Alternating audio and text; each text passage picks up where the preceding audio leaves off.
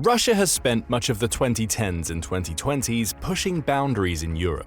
We witnessed this in its 2014 annexation of Crimea, which saw it claim an enormous amount of territory from under Ukraine's nose. Of course, the Ukraine war followed almost a decade later, with Russia having been embroiled in that conflict since February 2022. However, it's a mistake to assume that Ukraine is the only target of Russian aggression.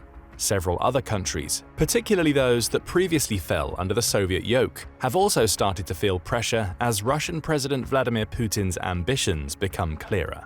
Finland is one of those countries. Unbeknownst to many, Finland has been the subject of a hybrid warfare campaign conducted by Russia for several years, with Putin clearly trying to push boundaries and exert his influence in the Nordic country.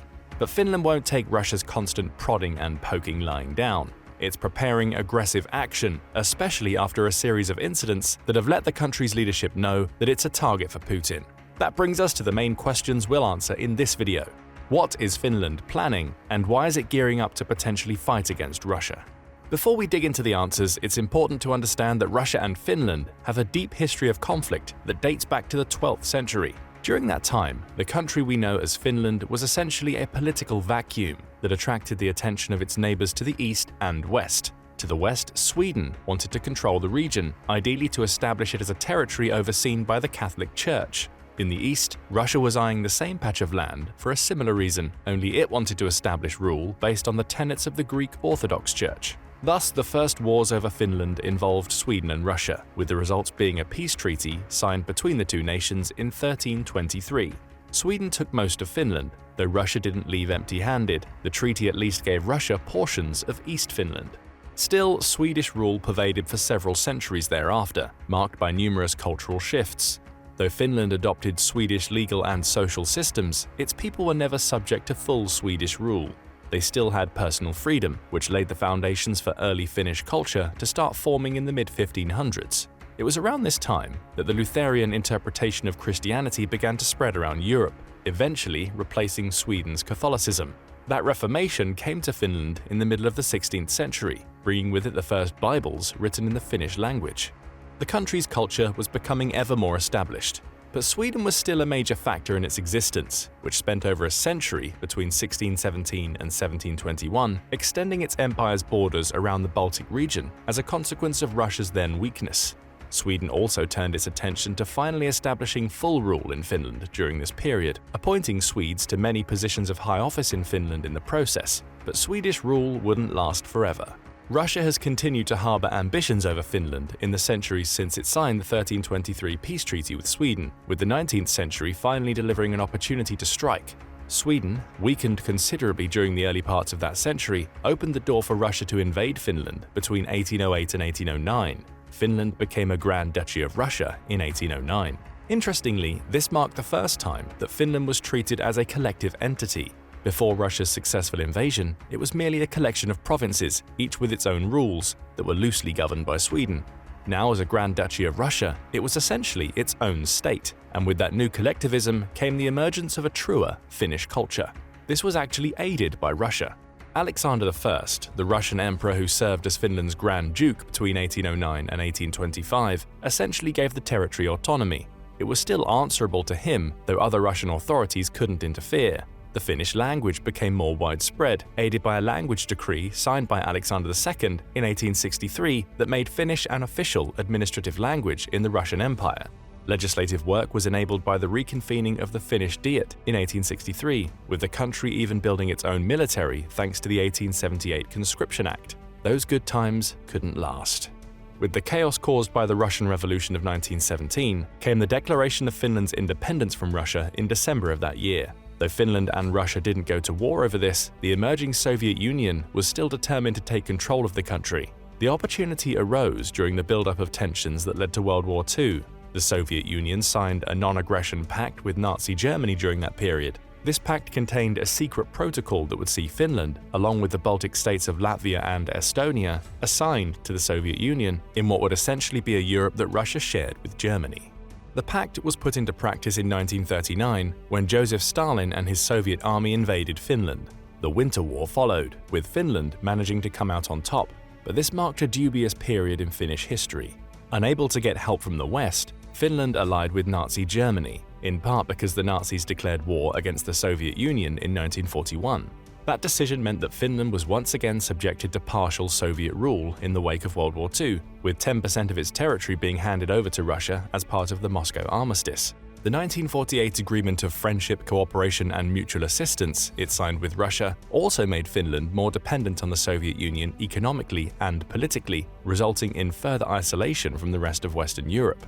Finland would remain under this indirect Soviet control for most of the 20th century. It was only the end of the Cold War that allowed the country to regain its full independence. Finland took advantage by joining the European Union in 1995. Nevertheless, Finland decided not to join NATO for a long time afterward. Why does all of this matter?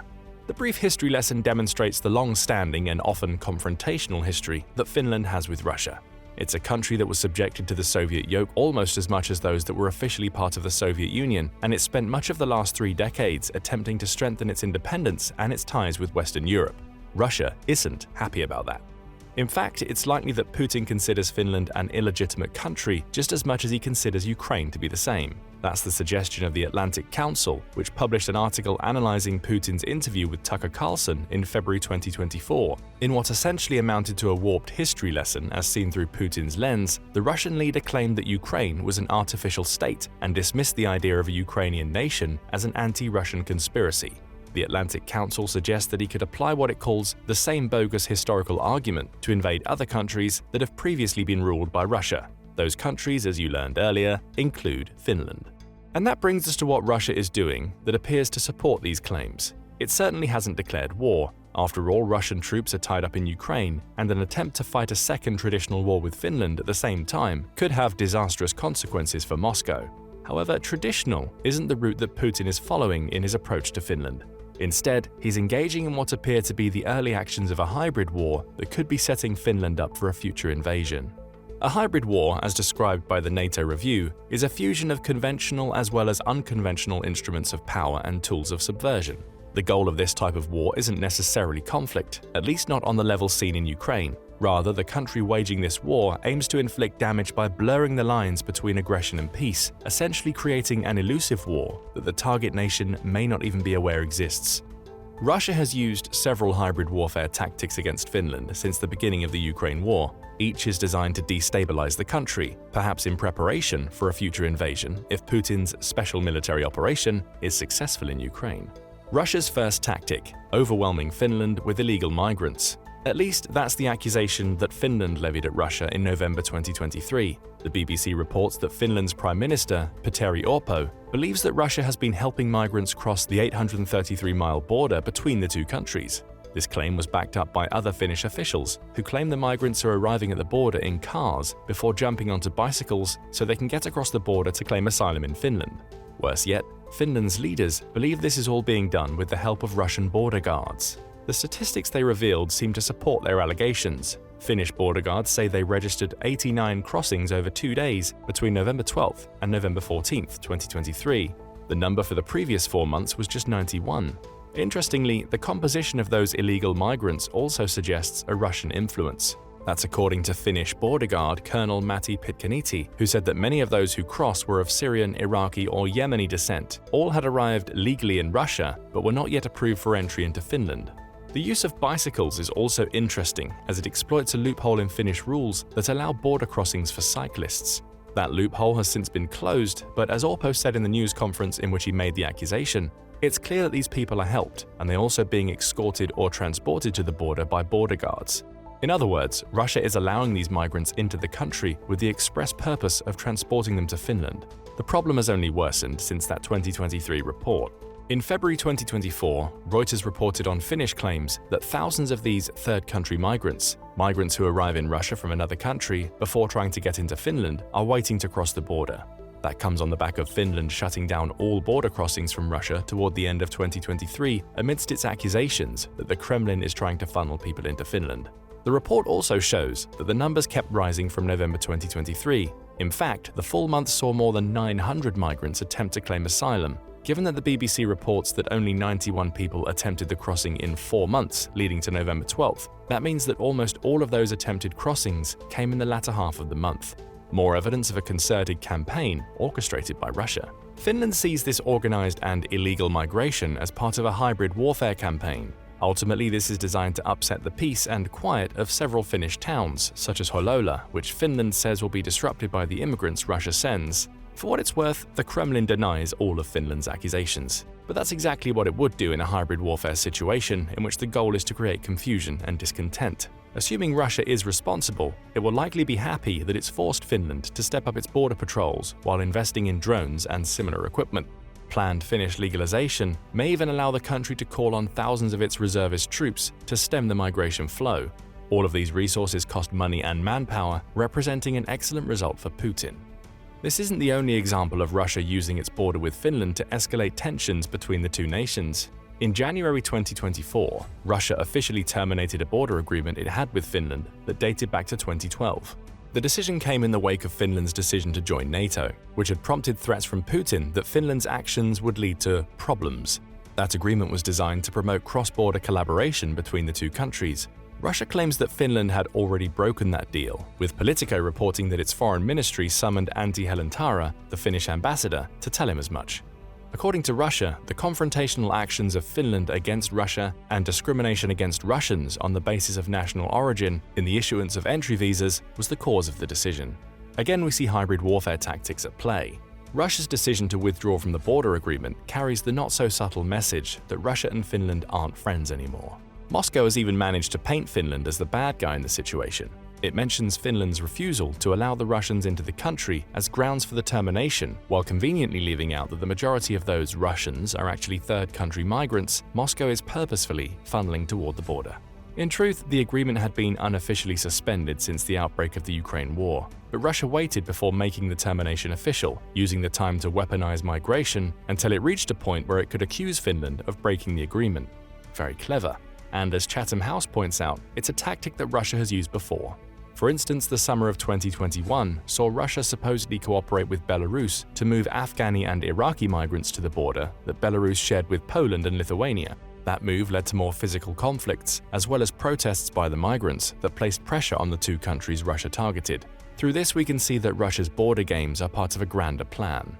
They're designed not only to force the country to dedicate resources to a problem it didn't anticipate having to solve, but also force division.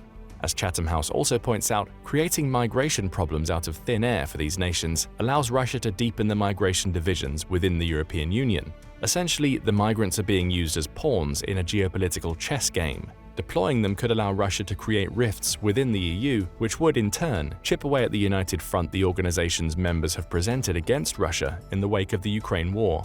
Fortunately for Finland and the EU as a whole, Russia's tactics have come to light. Chatham House says that the EU has not only recognized the important role Finland has played in securing the group's northern borders, but is actively supporting it through the current crisis. Staff, financial support, and equipment have all been offered as Russia pushes more migrants to the Finnish border, appearing to indicate that Moscow's actions have simply deepened ties within the EU. That wasn't the reaction that Putin wanted. But he can still be satisfied with the chaos he caused. Besides funneling migrants to the borders isn't the only hybrid warfare tactic he's waged against Finland. There's also the polar bear. In October 2023, a Chinese-owned container ship named the New Polar Bear, along with a Russian cargo vessel called the Sevmorput, wreaked havoc in the Gulf of Finland. At least that's the opinion of the Finnish National Bureau of Investigation, which points out that both were in the area at the same time that a pair of telecommunications cables and an undersea gas pipeline were damaged. The New Polar Bear became the focus of this incident. It was tracked moving through the Baltic Sea and eventually arriving at Arkhangelsk with an important part missing, its portside anchor. That very anchor was discovered by the Finnish National Bureau of Investigation, lodged into the seabed near the damaged pipeline 2 days after the Chinese ship arrived in Russia. Was the damage done on purpose? Of course, the sailors of the Chinese ship say it wasn't, but Finland was far from convinced. 2 months of investigation followed, culminating in Finland declaring in December 2023 that all signs it found indicated that the New Polar Bear had sabotaged the telephone cables and pipeline intentionally. As Finland's Minister of European Affairs, Anders Adlercreutz puts it, "I'm not the sea captain, but I would think that you would notice that you're dragging an anchor behind you for hundreds of kilometers." It's a fair point, with further suspicions arising due to the New Polar Bear heading to a Russian port following the incident before immediately sailing back toward China. Aldekreuz claims that he can't speculate on Chinese government involvement, though his words clearly suggest he suspects the supposed accident was a deliberate attempt at sabotage. Russia's potential involvement is even murkier though, and one of the points of hybrid warfare. It's entirely possible that China attacked the telephone and gas lines via a container ship, allowing it to claim innocence by virtue of a mistake, and did so to help Russia sow further seeds of chaos for Finland. At the very least, Russia may have created another inconvenient situation that Finland had to clear up, just as it's done by funneling illegal migrants to Finland's borders. By now, Finland appears convinced that Russia is conducting a hybrid warfare campaign against it. There's been no direct conflict yet, and everything Russia seems to be doing is obscured by a veil of semi-plausible deniability. But Finland sees through that veil and is preparing aggressively for what it may believe is a coming war with Russia. The question now is simple: how? The most obvious answer is that Finland has finally joined NATO. That move had been open to Finland for decades, but it's one that it avoided taking due to its desire to maintain military neutrality. Through that neutrality, Finland believed it could at least maintain a cooperative relationship with Russia, as evidenced by the 2012 border agreement that has now been terminated, while maintaining its ties to the West. That approach has been scrapped entirely. As of April 2023, Finland is officially part of NATO. Russia's actions are the reason why. According to the country's Prime Minister Alexander Stubb, Finland's decision to join was a done deal as soon as Russia invaded Ukraine. The BBC speculates that many Finns saw the writing on the wall, and that invasion reminded them of the 1939 Soviet invasion of their own country, which led to the Winter War. Finland doesn't want to find itself in that situation again, which is why joining NATO now is such a good move. Doing so means it's part of a collective force, and that it's protected by Article 5 of the NATO Charter, which says that an attack on any NATO member's territory is considered an attack on all NATO members. That alone may dissuade Russia from turning its attention to Finland after the Ukraine war concludes. Putin isn't best pleased about Finland's decision. Back in May 2022, he promised to take retaliatory steps both of a military, technical, and other nature in response to Finland's plans to join. Perhaps the hybrid warfare tactics we see Russia employ are part of those steps. Regardless, Finland is now part of a multi-nation group that will support it directly if it ever needs to defend itself against Russia on its territory. Speaking of defending itself, Finland is far from a lame duck when it comes to military might. Though global firepower only ranks it 50th out of 145 nations as part of its annual 2024 Power Index ratings, Finland is a surprisingly militarized nation. As the BBC estimates, the country's military has a wartime strength of 280,000 members, with Finland also training 21,000 conscripts per year to give it a reserve force of 900,000 soldiers. That's massive, considering that it's a country that has a population of just 5.5 million.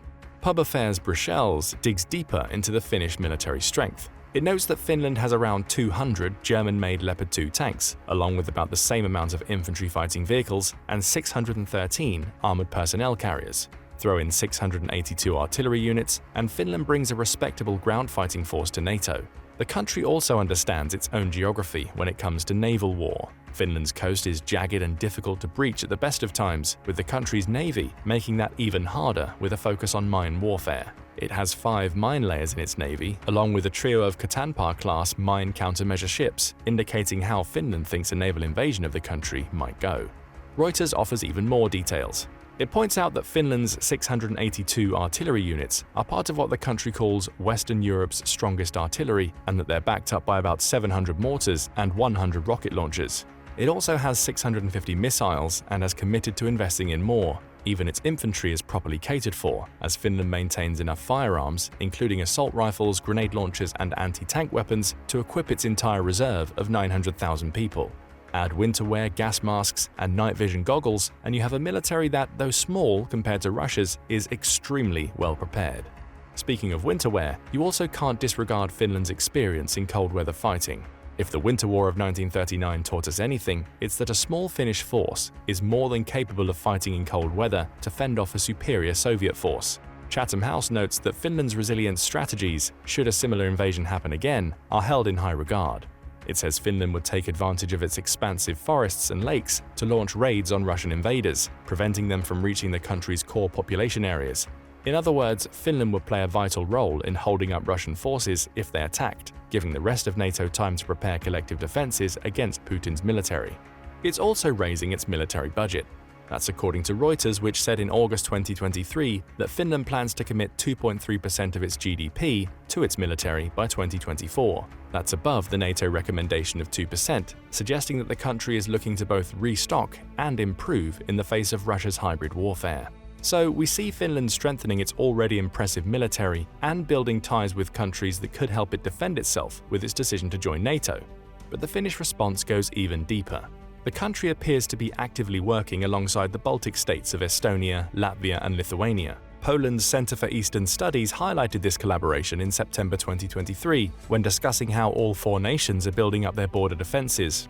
In Finland's case, that involves the construction of barriers, split into 8 sections, across around 124 miles of its border. Each would be located on a permanent road border crossing point with Russia, as these crossing points lead to the highest concentrations of infrastructure and population on Finland's side of the border. The cost of erecting these barriers is estimated to be around $380 million, with construction anticipated to wrap up in 2026.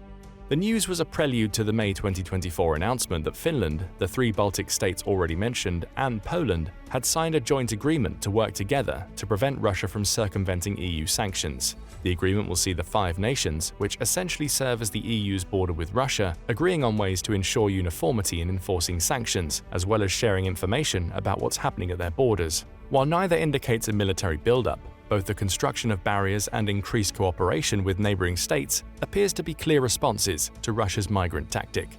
The point of all this is that Finland isn't sitting back and allowing Russia to get away with whatever it wants. Through cooperation with its neighbors, it hopes to tackle border issues. Investment into barriers will do the same, and by joining NATO, as well as investing so heavily into its military, Finland is preparing itself for the possibility that Putin may follow up on his hybrid tactics with a full-blown invasion in the future. If he does, Finland will be ready.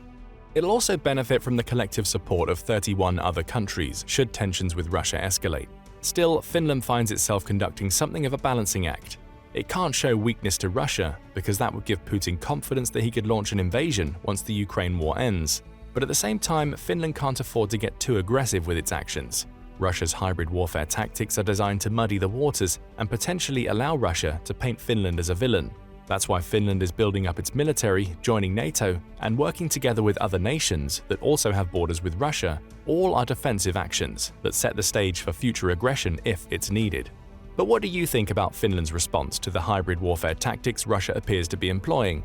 Is the country rightfully preparing itself for the possibility of being one of Putin's next targets? Or are those very preparations likely to make it even more of a target, especially given Putin's opinions on NATO? Tell us what you think in the comments, and thank you for watching the video. Now go and check out how will the US react if Russia attacks Finland, or click this other video instead.